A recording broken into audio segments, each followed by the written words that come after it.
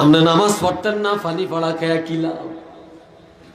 আপনি নামাজ পড়তেন না, হুজুর মাথা একটু মুচ্ছা দেন, কি লাভ?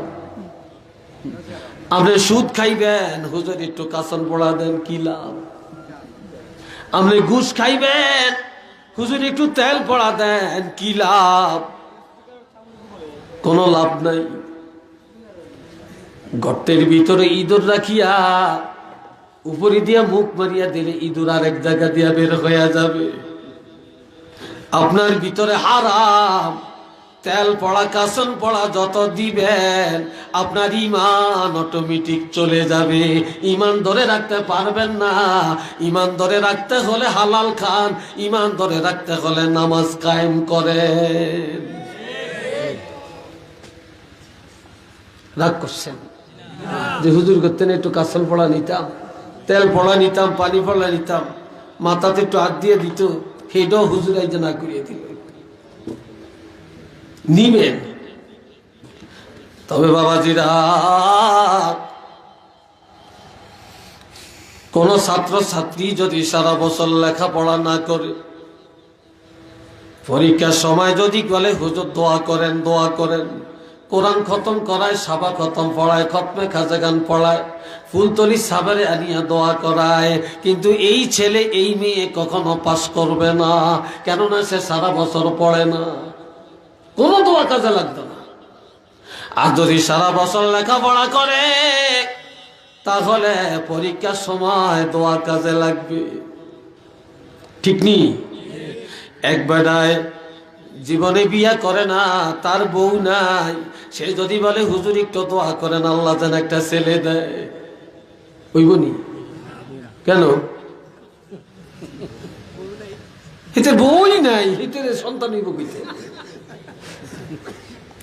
নামাজ নাই, দিনদারি নাই, আল্লাহর ভয় নাই, আমল নাই, হালাল নাই, হালাল হারামের তমিজ নাই, যত দোয়া করবে না কোনো কাজে লাগবে না। একটু চিল্লিয়া বলেন না নাউযুবিল্লাহ।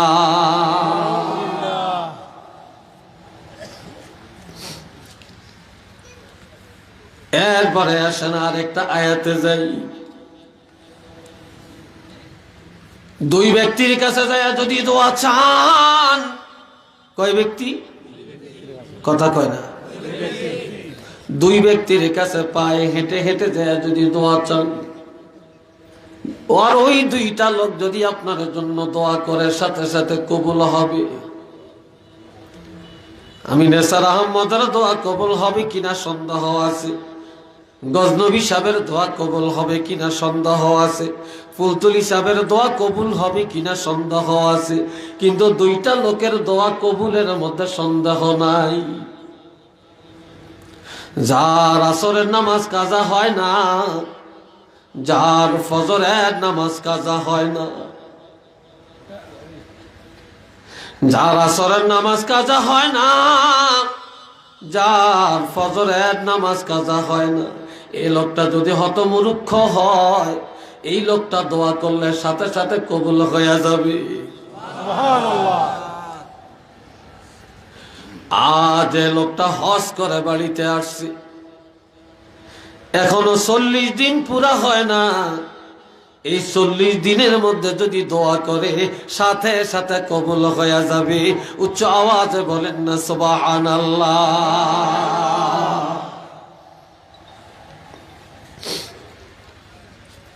আমার আল্লাহ বলেন সূরা বনী ইসরাঈলের মধ্যে, সেটাকে বেশি চিমেন না, সেক্সিন হয়ে গেছে।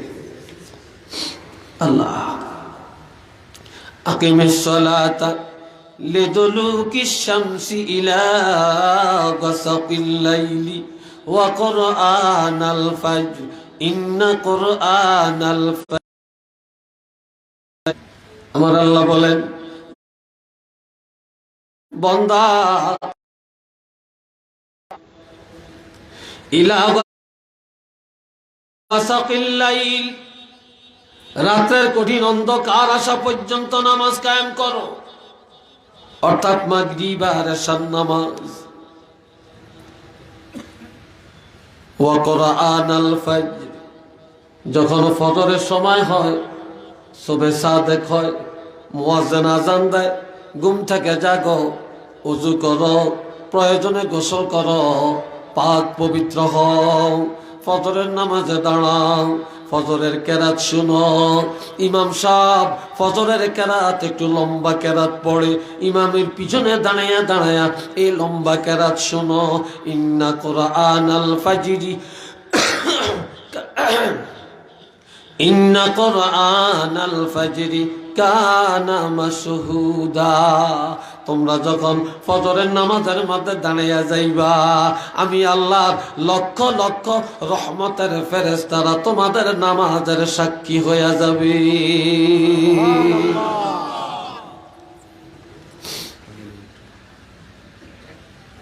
আল্লাহ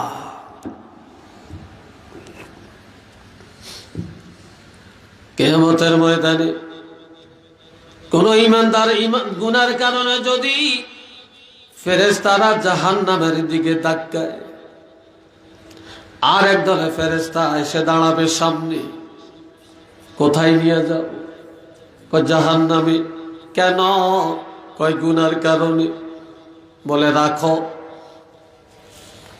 এই লোকটা যতই গুনাহ করেছে, তবে আমরা ফেরেশতারা সাক্ষী দিতে পারি এই লোকটা 5 ওয়াক্ত নামাজ পড়ছে, এই লোকটা আসরের নামাজ আদায় করছে, এই লোকটা ইমামের পিছনে দাঁড়াইয়া দাঁড়াইয়া ফজরের নামাজ পড়ছে। তখন আমার আল্লাহ ডাক দিয়া বলবে, ফেরেশতারা রে, জাহান্নামের দিকে আর ধাক্কায়ও না।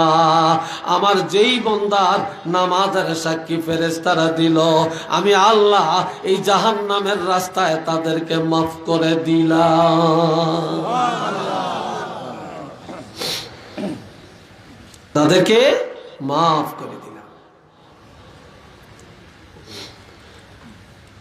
এই হাদিস, এই আয়াতের ব্যাখ্যা আমার নবী করেছেন। قال رسول الله صلى الله عليه وسلم يتعاقبون فيكم ملائكة بالليل وملائكة بالنهار ويجتمعون في صلاة الفجر وصلاة العصر। খুব খেয়াল করেন, দিনের বেলা একদল ফেরেশতা জমিনে আসে, আর একদল ফেরেশতা রাত্রি বেলায় জমিনে আসে। এই দুই দল ফেরেশতা মিলিত হয় আসরের নামাজ আর ফজরের নামাজে। এক দলে যায় আর এক দলে আসে। এই আসা যাওয়ার মধ্যে দেখা হয়। তখন আমার আল্লাহ জিজ্ঞাসা করে, ফেরেশতারা, জমিন থেকে আসছো, আমার বান্দা বান্দি কি করে? আল্লাহ তো জানে। তারপরে বলে, আমার বান্দাগুলি কি করে? ফেরেশতারা বলে, আল্লাহ জমিনে যায়া তোমার অমক অমক অমক অমক বান্দাকে আসরে পাইছি, আসার টাইমে ফজরের নামাজে রেখে আসছি। আর এক দলে বলবে, আল্লাহ জমিনে যায় ফজরের নামাজে পেয়েছি, আসার টাইমে আসরের নামাজে রেখে আসছি। তখন আমার আল্লাহ বলবেন, আমি জানি তোমরা যে কথাটা বলবা, তবে তোমরা যায় জমিনে নামাজে পাইছো, আসার টাইমেও তাদেরকে নামাজে রেখে আসছো। আমি আল্লাহ তাদের জীবনের গুনাহ মাফ করে দিলাম। শুধু মাফ করলাম না, আমার গোলাম হিসাবে তাদেরকে গ্রহণ করলাম। শুধু তাই না, আমি আমার জান্নাতের জন্য কবুল করে নিলাম।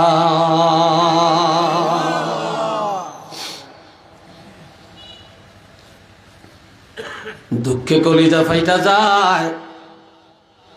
মুসলমান ব্যবসা করে, নামাজ নাই। মালিকে যদি নামাজ পড়ে, কর্মচারীর নামাজের খবর নাই। হোটেলের ম্যানেজার সাহেব আজান হলে মসজিদে যায়, কিন্তু বাবুর্চি আর হোটেল বয় তাদের নামাজের খবর নাই। গার্মেন্টসের মালিক নামাজে যায়, গার্মেন্টসের কর্মচারী গো নামাজের ব্যবস্থা নাই। মহাজনে নামাজ পড়ে, কর্মচারীর নামাজের খবর নাই।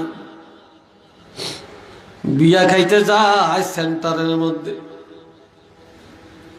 কনেরও নামাজ নাই, বরেরও নামাজ নাই,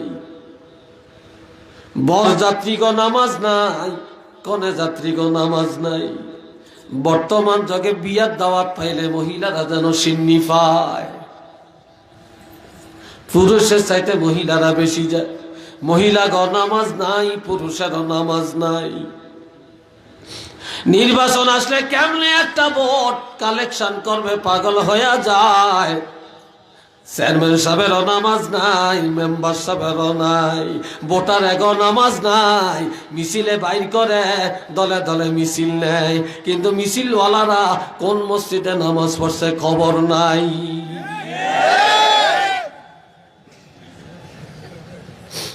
চেয়ারম্যান সাহেবের দেখেছে, এটা জোরে কইছেন কেন? হ্যাঁ, আমি কোনো চেয়ারম্যান সাহেবের দেখে কই না, আমি তো এটা কোরআন হাদিসের কথা কইছি। কথা ঠিক না? আর চেয়ারম্যান সাহেব আমার বন্ধু মানুষ, খাতিল্লা কোন আজকের খাতিল্লা না, পুরান খাতিল্লা। এইটা আমগদের সাথে দেখছি, দেখা কথা। ভাইরা রে, আমার দরবারে যায় 100 জন দরবারে বসে। দরবার বুঝেন? সালিশ, পঞ্চায়েত। নামাজের সময় হয়, আজান দেয়, সভাপতি বলে নামাজটা পড়তে যান। কেউ যায় টানতো, কেউ যায় পেশাবের নাম দিয়ে যায় বইয়া থাকে, কাপড়টা উঠাইয়া দেখায় হেঁটে পেশাব করতে গেছে, অর্থাৎ নামাজ পড়তো না। কি কথা ঠিক কিনা? আবার কেউ যায় গোল মিটিং করে, 100 জনের মধ্যে 2-1 জনে নামাজ পড়ে, আর বাকি জনের নামাজের খবর নাই। একটু চিল্লিয়া বলেন না নাউজুবিল্লাহ। স্বামী নামাজ পড়ে, বেগমের নামাজ নাই।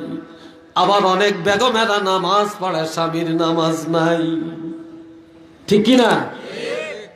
মা বাপে নামাজ পড়ে, ছেলে মেয়ের নামাজ নাই।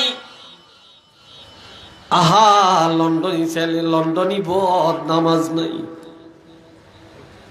প্রবাসী ছেলে, প্রবাসী বোর নামাজ নাই। মা বাপেও কিছু বলে না, ছেলে সংসার চালায়, টাকা দেয়, হেতে ঘর করছে, বাড়ি করছে, তার ঘর বাড়িতে থাকি। কেমনে তারে নামাজের কথা বলা হয়? রোজার দিন মায় পাক করে দেয়, বাবা বাজার করে দেয়, আর প্রবাসী ছেলে আর বউ 2 জনে টোনাটনি করিয়া খায়। একটু চিল্লে এখন না নাউজুবিল্লাহ।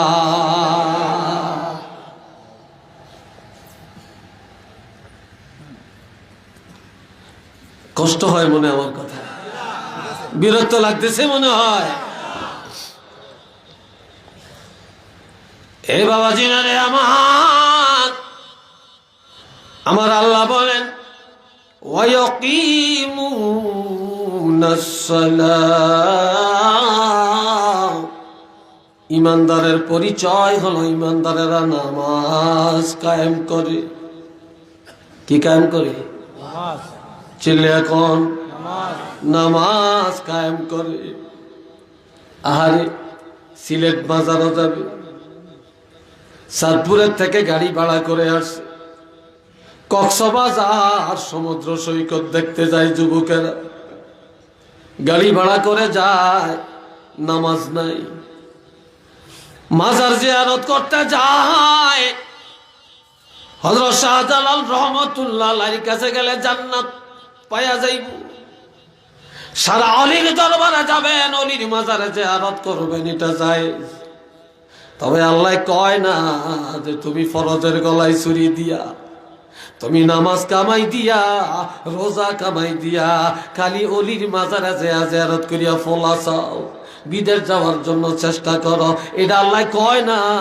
আমার আল্লাহ বলে তুমি নামাজ পড়ো, এরপরে দোয়া করো, এরপরে অলির দরবারে যায়া জিয়ারত করিয়া অলির উসিলায় চাও, আল্লাহ দান করবে।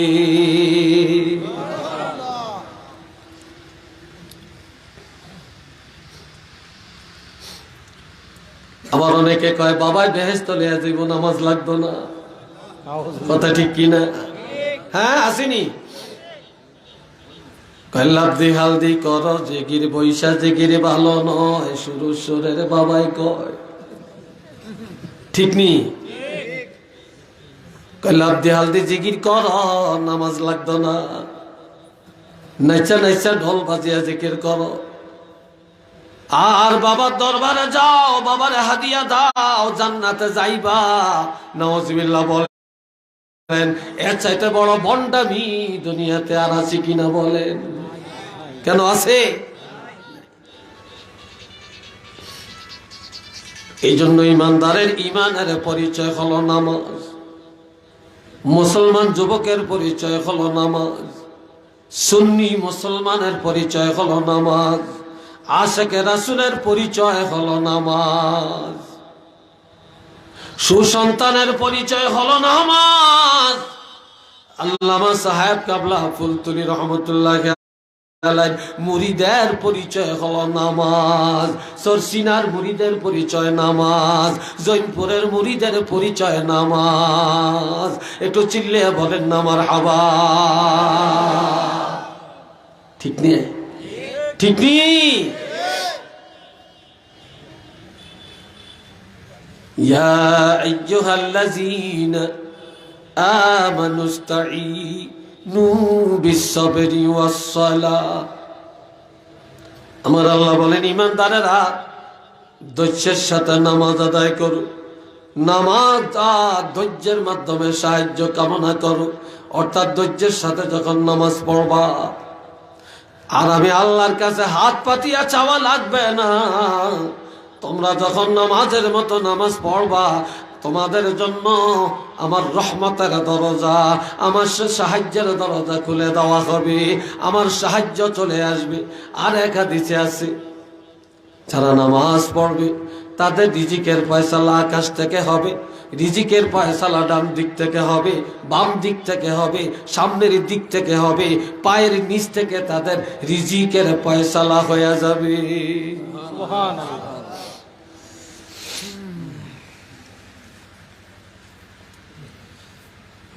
عن أبي هريرة رضي الله تعالى عنه قال قال رسول الله صلى الله عليه وسلم لو أن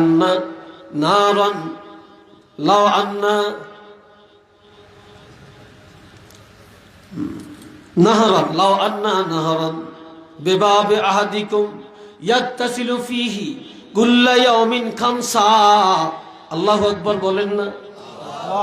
আল্লাহু আকবার। খিদা লাগছে আপনাকে? চিনি খাওয়াইম তো। চিনি খাইতেন না তো? জোরে কর না, পেটে খিদা লাগুক। জোরে কর আল্লাহু আকবার।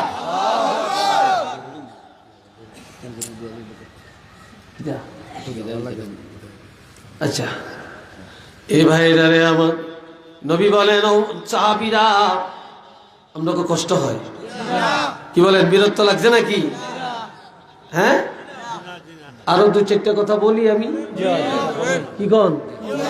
রাজি আছেন? মাশাআল্লাহ।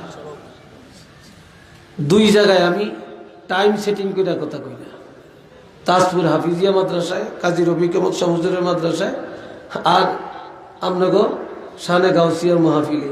এই মাহফিল আমার দিয়ে শুরু হয়েছে, এটা মনে আছে নি আপনাদের? না মিছা কথা? এখানেও আমি গড়ি চাই কথা কই না। লাউ আন্না নাহরান বিবাবে আহাদিকুম, নবী বলেন, উম্মতেরা রে, তোমাদের কারো ঘরের দরজায় যদি একটা নদী থাকে। কি থাকে? ইয়াগতাসিলু ফিহি কুল্লা ইয়াউমিন খামসা, আর সে যদি দৈনিক 5 বার ওই নদীর মধ্যে গোসল করে, হালিয়া বাকা মিন দারানিহি শাইউন, তার শরীরের মধ্যে কোনো ময়লা থাকবে কিনা? ক্বালু লা ইয়াবকা মিন দারানিহি শাইউন। সাহাবী বলে, ইয়া রাসূলুল্লাহ, যে 5 বার গোসল করবে তার শরীরের মধ্যে কোনো ময়লা থাকবে না। তখন আল্লাহর হাবিব বলেন, মাসালুস সালাওয়াতিল খামস ইয়ামহুল্লাহু বিহিন্নাল খাতায়া। এটাই হলো 5 ওয়াক্ত নামাজের দৃষ্টান্ত। যে ব্যক্তি 5 বার 5 ওয়াক্ত নামাজ আদায় করল, সে যেন আল্লাহর রহমতের সাগরের মধ্যে গোসল করিয়া নিল। তার শরীরে তার আমলে গুনার কোনো ময়লা থাকবে না। কথা বুঝে আসছে? এই সাউন্ড বক্সটা একটু আমার দিকে ঘুরিয়ে দেন, ওইটা এই বড়টা, আমার একটু শক্তি লাগতেছে। এটা না, ওইটা এগুলো লোক নাই আপনাকে, এরা কোথায় বলেন নাই? এই বাস ঠিক আছে, থাক এই থাক, আপনাকে কষ্ট হইব নাকি? বন্ধুরা আমার খেয়াল করেন, আর এক হাদিসে আছে قال رسول الله صلى الله عليه وسلم خمس صلوات افترضهن الله تعالى ও দুনিয়ার ঈমানদারেরা, আল্লাহ পাক দৈনিক 5 ওয়াক্ত নামাজ তোমাদের জন্য ফরজ করেছেন। মান আহসানা ওযুহুন্না, যে ব্যক্তি নামাজের আগে ভালো করে ওযু করলো। এই যুবকরা কথা বলেন কি, নামাজের আগে ওযু করা লাগবে নি? একটু জোরে বলেন। ওযু ছাড়া নামাজ হবে নি। যে লোকটা গোসল করলো তার ওযু করা লাগবে নি? কই পাইছেন আপনারা? কোন হুজুরে কইছে? আপনি যদি ফরজ গোসল করেন, 3টা ফরজ আদায় করেন, আপনি যদি কুলি করেন গড়গড়ার সাথে, নাকে পানি দিয়া নাকটারে ধুইয়া নেন, সমস্ত শরীরের মধ্যে পানি দিয়ে গোসল করেন, এই 3 ফরজ যখন আদায় করবেন তখন আপনার শরীর পাক হয়ে যাবে। আপনার শরীর পাক হয়ে গেলে নতুন করে আর আপনাকে ওযু করা লাগবে না। শরীর পাক। যেহেতু নামাজ পড়ার জন্য ওযু করো এই কথা নাই, আছে নামাজের জন্য পবিত্রতা অর্জন করো। কথা ঠিক কিনা? পবিত্র হও, এটা আছে। এই জন্য আমার ভাইয়েরা, আরকান আহকাম 13 ফরজ, তার মধ্যে প্রথম ফরজটা হলো শরীর পাক। প্রথম ফরজটা কি? শরীর পাক। এই শরীর পাকের ওয়াদা আমি একটু পরে করব ইনশাআল্লাহ। এখন আপনি গোসল করলেন, শরীর পাক হয়ে গেছে, নতুন করে আর ওযু করা লাগবে না। আর আপনি যদি ফরজ গোসল না হয়, আপনি যদি পবিত্রতার জন্য গোসল করেন, তবে গোসলের আগে ওযু করে নেওয়া সুন্নাত।